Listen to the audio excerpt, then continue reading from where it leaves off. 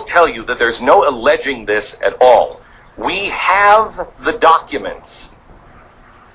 The documents, it is an event file, 221, section 221 3B. Terrorism charges, hyphen, Boston Marathon bombing. That doesn't sound like somebody's alleging. That is what the government charged.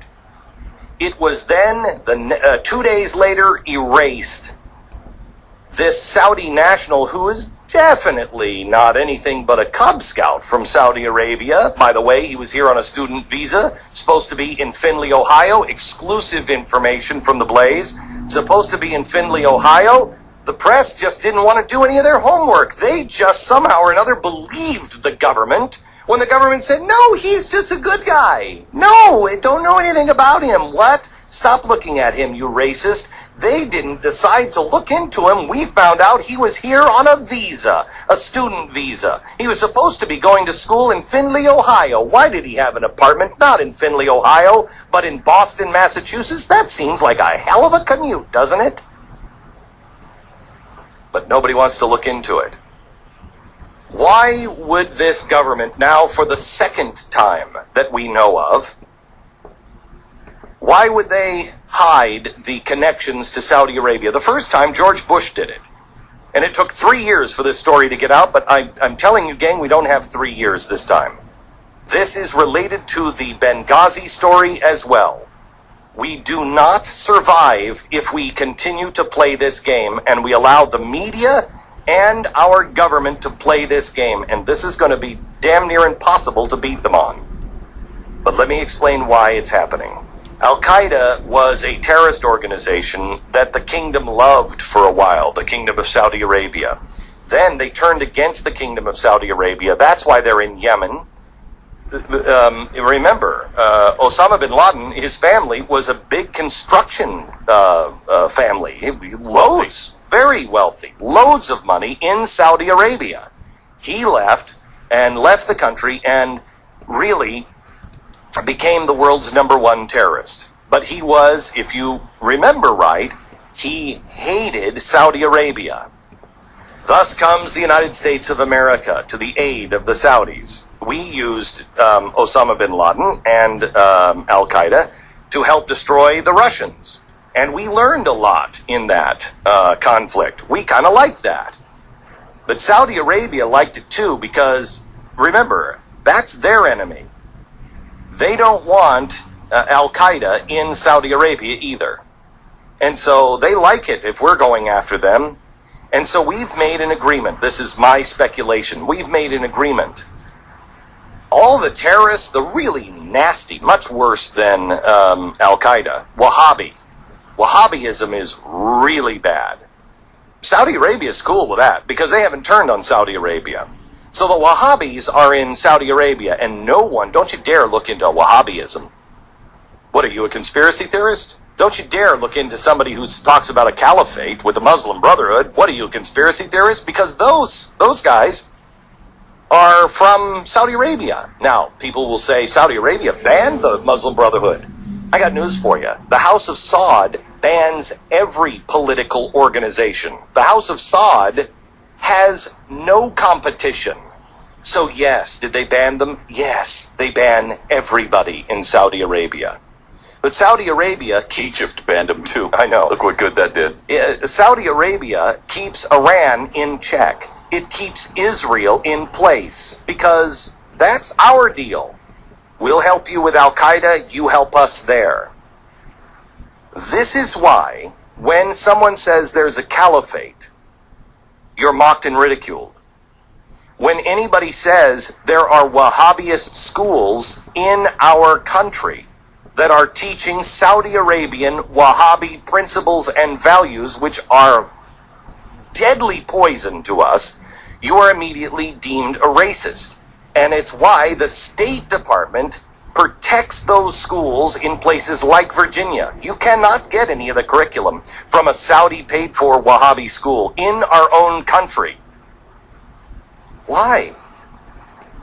Because they're keeping the really nasty ones out of our country, we believe. We are the biggest dupes in the world. What's happening here is we're having a cultural jihad happening in our own country. They have the Wahhabi schools, they have the Caliphate, they have the Islamic jihadist here in our country, and we are not looking for them because our press is lazy or they're in bed with this administration. You notice they said a little bit last time around, but the progressives in the Republican Party shut everybody down on that. Now it's the progressives on both sides, because they know, and their hands are so covered in blood. Republicans and Democrats, their hands are covered in blood. When you find out the truth, and I'm asking you now, do your own homework. Be very, very careful. Do not go to conspiracy websites, please. Just because they have some of this information doesn't mean all of the information is right.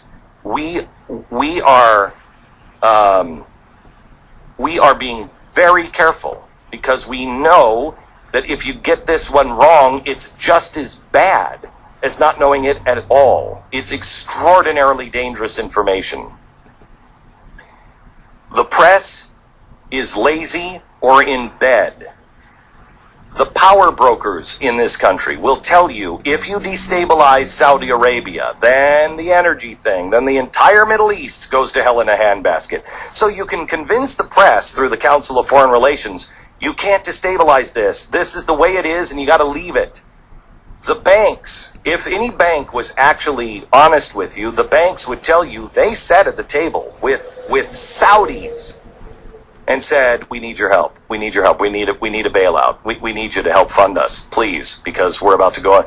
And the Saudis, changing their sunglasses every 10 minutes, said, well, I maybe I can help you. You crazy person. And I mean the banks. What are we doing getting into bed with those guys?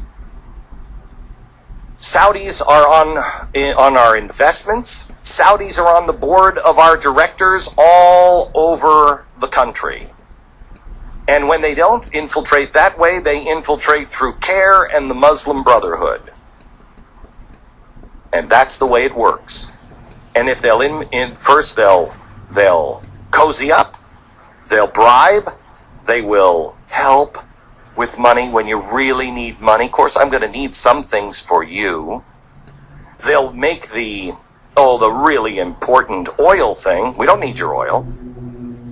They'll get onto the board of directors and say, hey guys, you know me, I'm very reasonable. And if that doesn't work, they'll take CARE and the Muslim Brotherhood and they will bully the crap out of you. That's what's happening. Now, why is this important for you?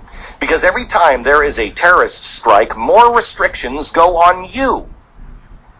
And they get no more. Nobody's looking at the Wahhabi schools. Nobody is looking for the Saudi connections to this. We're now looking at Chechens. They were involved. But who trained them? Why is the Saudi on the plane if he's not gone already?